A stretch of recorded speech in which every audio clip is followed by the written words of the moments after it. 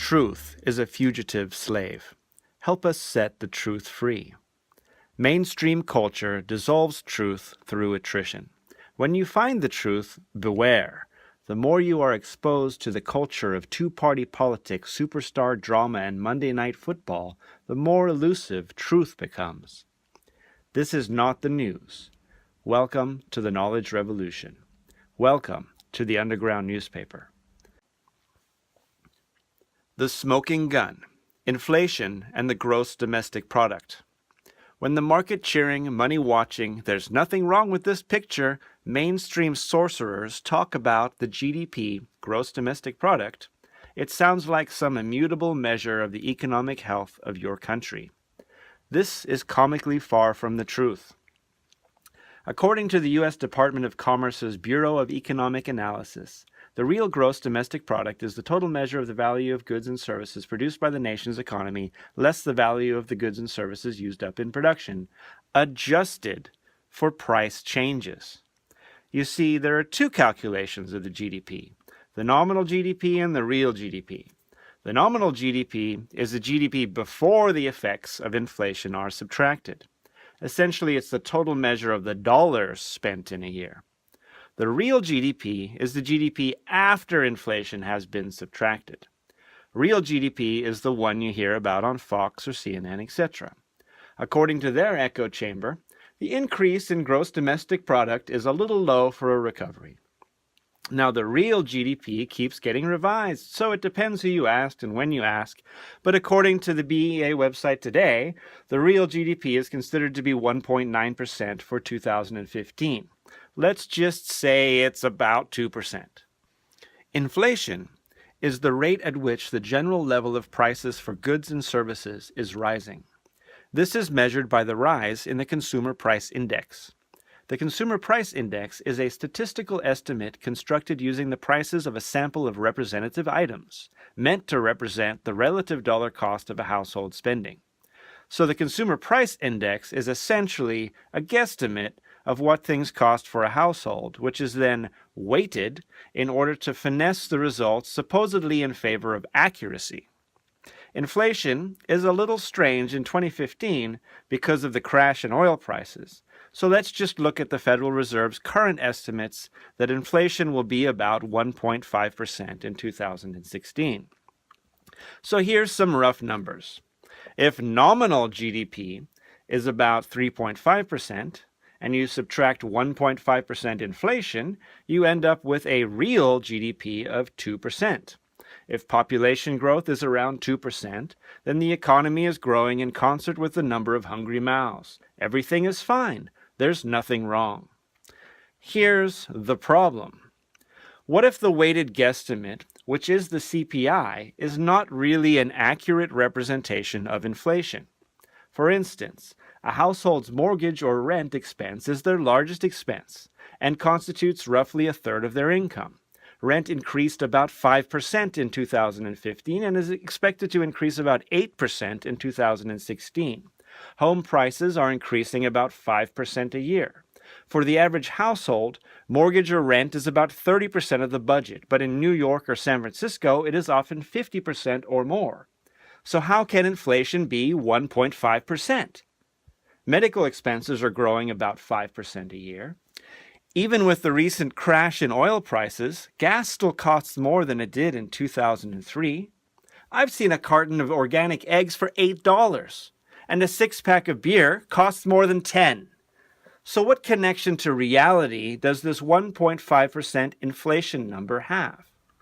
According to shadowstats.com, if we calculated CPI the same way we did in 1990, after Congress made some changes to the calculation to avoid the political blowback from cutting Social Security, the current rate of inflation would be about 5%. If we calculated CPI the same way we did in 1980, the current rate of inflation would be about 9%. Now, if inflation is actually 5%, and the nominal GDP is about 3.5%, then the GDP is negative 1.5%. And if inflation is actually 9%, the gross domestic product is a whopping negative 5.5%. To be clear, a negative 5.5% GDP would mean that, even as the population grows, the cumulative value of the U.S. economy is shrinking dramatically.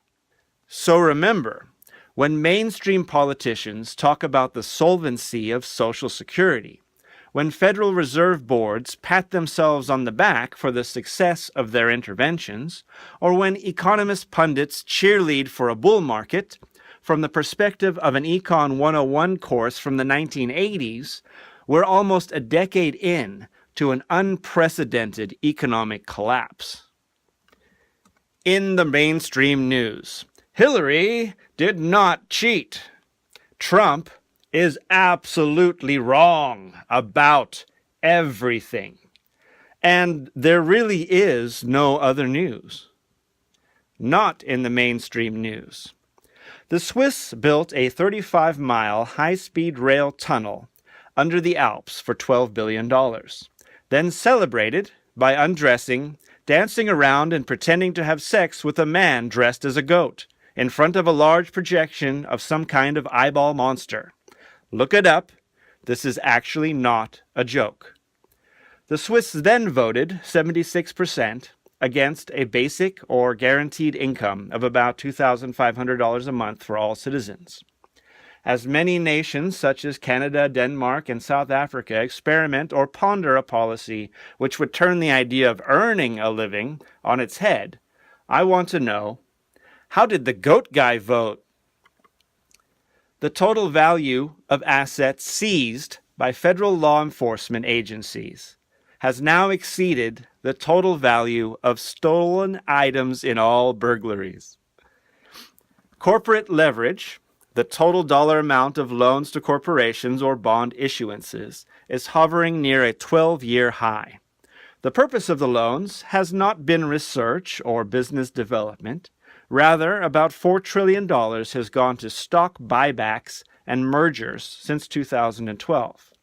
According to an article by Danielle Di Martino Booth of the Contra Club, for every one job created in the United States in the last decade, $296,000 has been spent on share buybacks.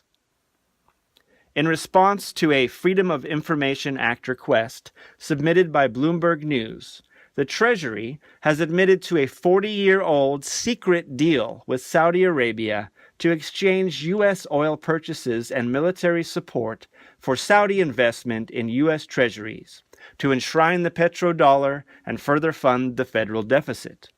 Why is this information coming out now? Food for thought. How much is a 3-bedroom, 2-bathroom, 1,200-square-foot home worth?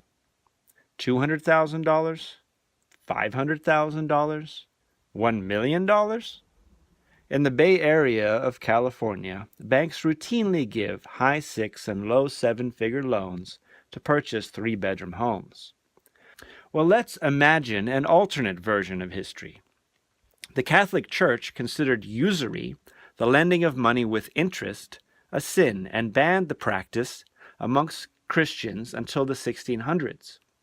Luther was against usury at the dawn of the Protestant Reformation.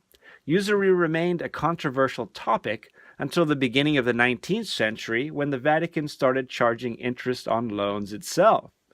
Just for fun, what if we yank on a few historical levers and imagine a world in which lending money and charging interest is illegal? In short, there simply are no loans from banks. Now, how much is a 3-bedroom, 2-bathroom, 1,200-square-foot home worth? Well, the price tag will be as much as someone is willing to pay for it.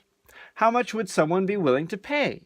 Roughly what a person can currently save, for what in the world of banks is usually the down payment needed to get a loan. So let's imagine a Bay Area couple who have done well for themselves and are saving to buy a nicer Bay Area home.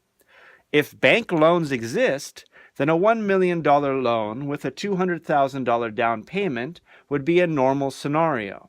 On a 30-year schedule at 4.5% interest, the actual cost of the loan will be $1 million to pay off the principal and about $800,000 in interest payments to the bank. Now, if there are no bank loans, the total amount this couple will have to pay to buy a home is $200,000. There is no scenario where they can pay more, unless they save longer. But every potential home buyer will also be saving at the same rate. The basic idea of price discovery puts the loan-free cost of housing at the current down payment amount. The difference: a home is no longer an asset which appreciates at 5% per year, and our well-off couple will save up to buy a house for $200,000 and be done with it.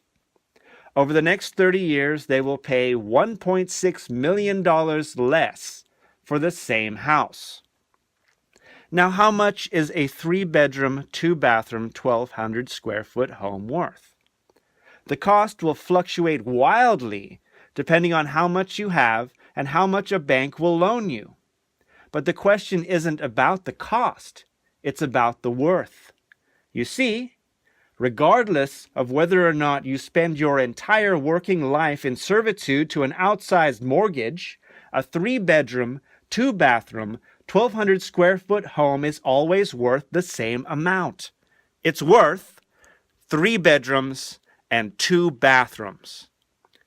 Welcome to the age of knowledge. Welcome to the underground newspaper.